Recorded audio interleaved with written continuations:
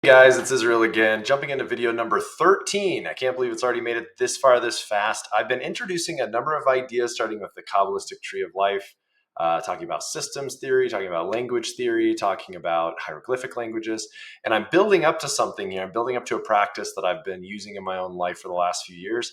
And I want to introduce another topic and concept today. And this is, don't freak out. This is a very cool topic. It's simple. I'm going to make it very simple, but it's this idea of number systems and number-based systems.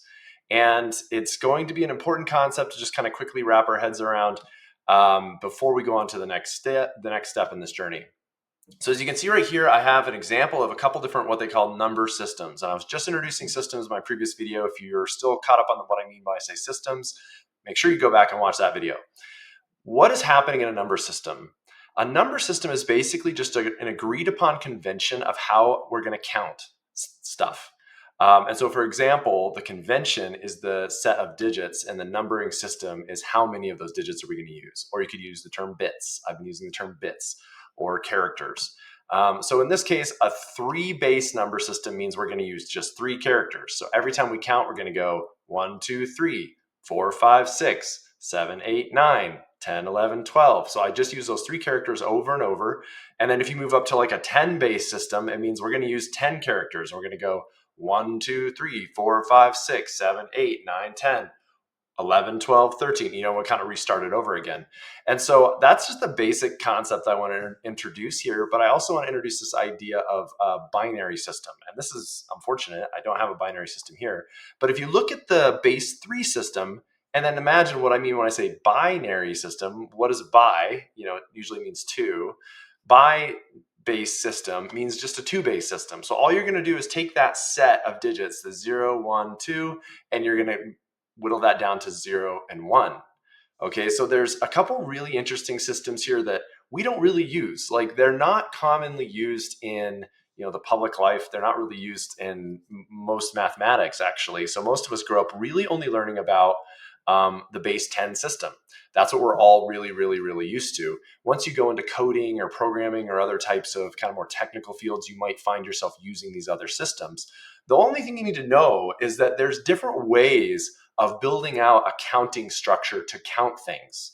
And that the way you count them allows you to do different types of things with logic and stuff like that. So I'm going to introduce a couple of the terms here just so that you kind of have them front of mind. They are going to become relevant as I get deeper into this. I have to do just a couple of videos on some mathematics concepts. Hopefully it's as simple as this. All you really need to know is that there are different base systems, binary being one of them, a decile system, which actually is just base 10. Decile means decimal, 10, DECI, deci systems. So that's the one that we all are commonly used to. That's one you learned when you're a child and learned in school, and then you use at the grocery store. If you went to the store and started trying to pay in like a base 4 system or base 6 system, this is like the nerdiest part of this whole series. But let's say you tried to pay in a different base system, right? It wouldn't translate because the common convention is this decile system. There's also another really, really popular one called the octal system or octal system. And I want to just draw a quick insight out of it, right? This is something that kind of caught me by surprise, I guess, when the first time I learned it. But if you think about it, why have we as a society gravitated to a base 10 system?